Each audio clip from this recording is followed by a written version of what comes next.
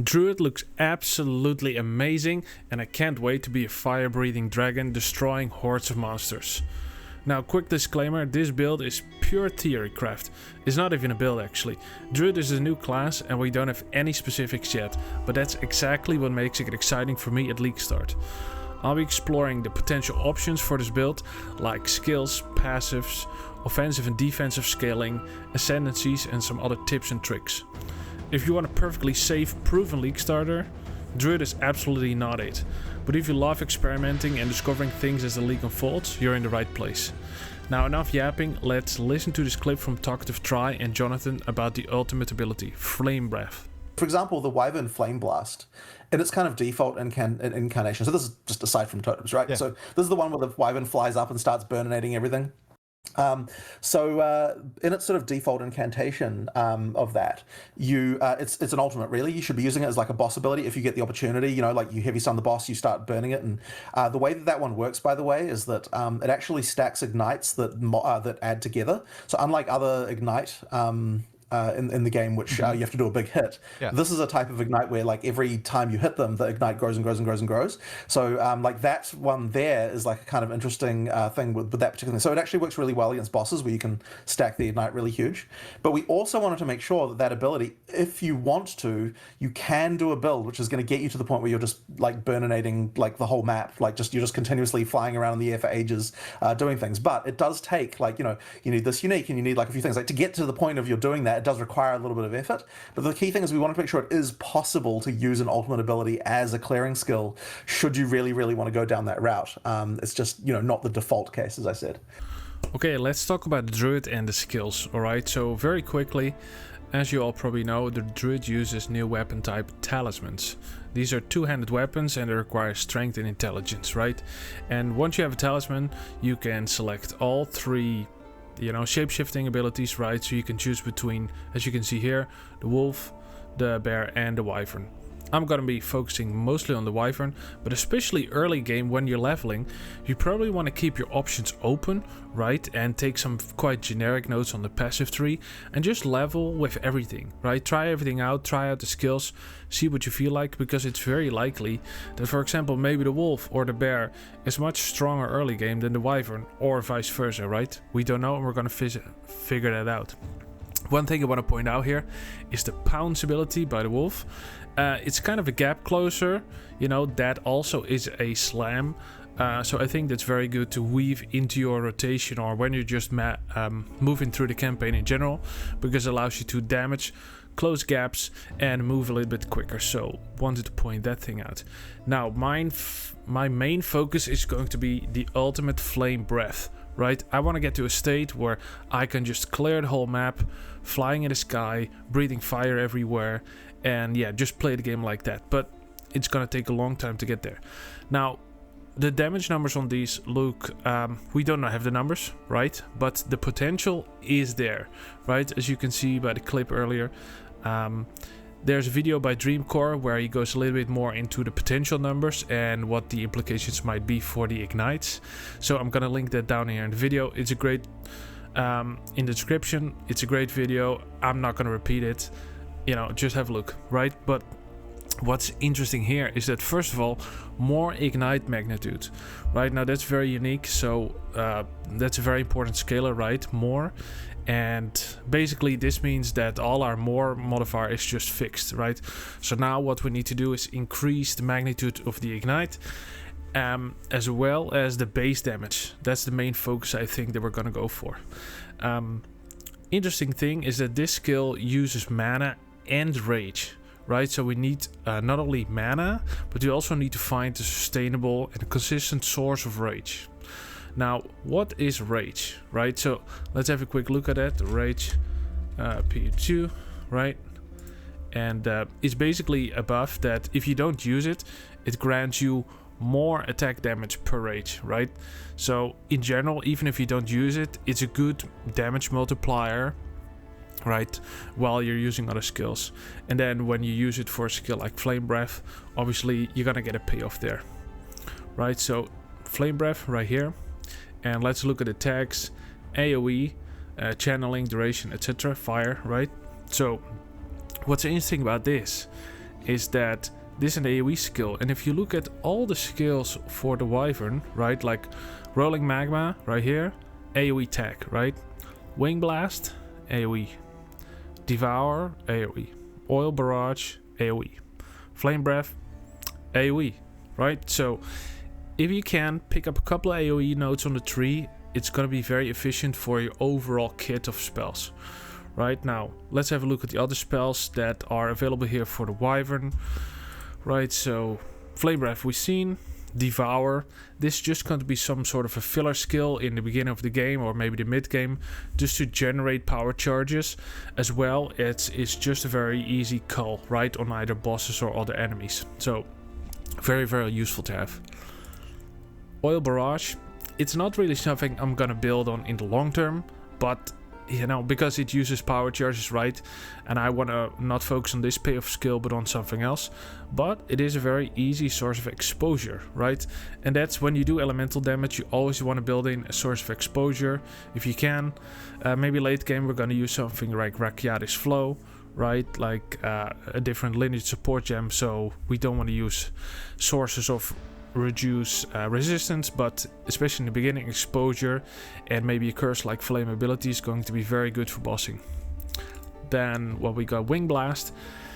The trend here is, I think, with a lot of the Druid skills, is something called ailments and stuns, right? So this skill is interesting because you get a surpassing chance of power charges, another generator, right, for power charges for your payoff skills, right, if you heavy stun monsters.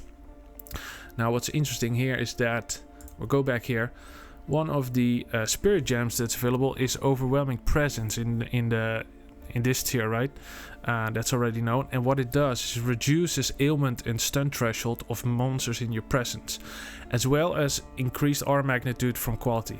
Now that's interesting because that's also something that's on the tree near the Druid, so there's definitely a trend here where you want to build some reduced stun and ailment threshold in enemies, so you can easily, let's say, shock or ignite them or stun them and then generate these power charges to use for your payoff skills. Right, so Wing Blast there, and then Rolling Magma, also interesting. It's probably just going to be a nice sort of like basic attack in the beginning when you're mapping, right, or when you're going through the campaign, just to clear weaker enemies. And then when you get to a very strong enemy, you use your ultimate, right, with power charges and your rage and your mana to actually kill them. So yeah, those are the skills. Very, very interesting. There's a bunch more here. I'm going to post this link down below, but you can all find all this information on the POE 2 database. And once any new information comes out, it will be here immediately. Okay, let's talk about the Ascendancy. Before I talk about Shaman and why I want to start Shaman, I just want to have a shout out for Pathfinder and Amazon. I think they're both going to be amazing too, right? Amazon's going to be very strong with the Elemental Surges, Elemental Leech, you know, Stalk and Panther for more evasion, as well as more crit rate from accuracy stacking. So I think in general Amazon might be the best, but I really want to take the Shaman. And then Pathfinder is just generically incredibly strong, so you can never go wrong there. But I want to go Shaman because, first of all, I think GGG has to make it good because they're releasing this new class with these Ascendancies. It would be very foolish to make them weak, right? So that's where I'm betting on. Also, I really like the look of these Ascendancy nodes. These are not final, right? So there's still going to be some tweaks probably in the future. But I like this package of Avatar of Evolution and Reactive Growth, right? So this is going to make you more tanky as you get hit by elemental damage. So we'll have to see how this adaptation actually going to work out, but I think there's a lot of potential. And then, you know, physical damage taken as any sort of elemental damage is going to be very strong in general, right? And here is to talk about adaptation. But the thing is, if you combine this with one of the new reworked uniques like Cloak of Flame or Lightning Coil, right, you got a very strong defensive package already, very early, maybe in the mid game, right, that will help you forward. So I think in general, Shaman is going to be pretty tanky. And then Furious Wellspring is great because basically what it does is it turns your rage into a resource just like mana, right? It now regenerates, it doesn't you don't lose it anymore. Every time you use a skill, it's actually going to use rage. So it's just going to be a resource just like mana. So you definitely want to create some source of mana regeneration rate, either in the tree or on your gear, just to sustain this a little bit better. And yeah, I just think that's very good. Now, I'm not a fan of this one with every 2 rage grants 1% more spell damage, but yeah, we have to take it to get there. So hopefully they rework this a bit, or you know, who knows. But I'm just not a fan of hybrid caster and attack builds, so I don't know how this is going to work out, because I'm mainly going to focus on attacks. I think my first Ascendancy node is going to be Sacred Flow, so 40 Spirit for each available empty charm slot. You're not going to have very strong charms, but 40 Spirit per empty charm slot is going to be super valuable during the campaign. You get some good auras, right? And you just get rolling that way, so definitely liking the look of this. So Shaman looking amazing. There is no passive tree yet, so this makes it very, very difficult to make builds, right? Especially in terms of a league starter. So I just want to point out something generic that's going to be useful when you're starting. So as a druid, we're starting in this area, and many of these nodes I think are going to be very, very good in general for any type of sort of druid form that you have, whether it's going to be bear, wolf, or wyvern. So I would advise you just to have a look at these nodes and probably take some of the bigger ones and try to stay flexible, because once again, you don't know what's going to be good in the beginning. Maybe you get something that's, you know, single target is better with a wolf in the first 2 acts than wyvern. It takes a while to get going, so you want to keep your options open, and also that way you're going to learn the mechanics and get an idea of how things feel, you know, so you can get an idea of what you like. You know, who knows, you want to start wyvern, but you find out actually you like bear more. So this way you keep yourself a little bit flexible, because it's quite expensive to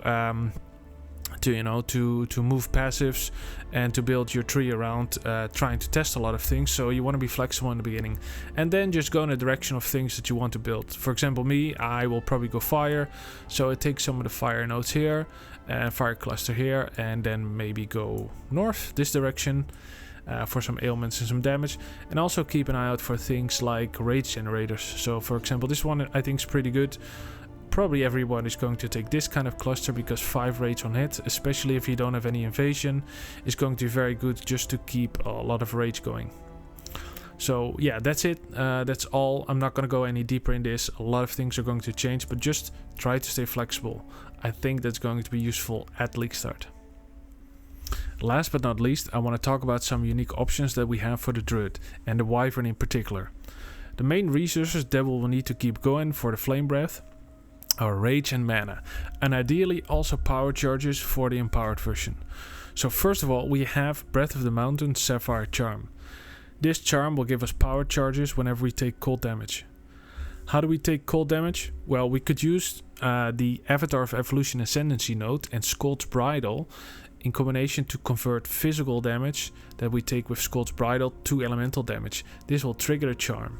We can also use Nagamu's Chosen charm, and this will grant us max rage on taking fire damage. So this way we have 2 charms that will give us max rage and a power charge whenever we use it. It's a very interesting resource building setup that we're definitely going to test. Another item that I wanted to highlight are the Hateforge Molded Mitts. These are pretty good for rage generation for sure, but they have a very annoying downside that every time until you reach maximum rage, you're gonna lose it all. So that's not ideal, but what if we could double corrupt these in the temple and remove that mad modifier? That would be absolutely crazy. Now once again, this will probably be a very expensive item and it needs to be tested, but regardless, it's very interesting. Now that's it for now. I'm sure there are way more items that could be very good for the druid, so if you have any suggestions, please let me know in the comments. I'm very interested to hear all of them. It's just bedtime for me, so I gotta go. If you enjoyed this video, please consider subscribing to the channel to keep updated on my Path of Exile builds. Good luck on your league start. I hope you're gonna have a successful and mostly fun experience, because that in the end is really what it's about. So yeah, good night.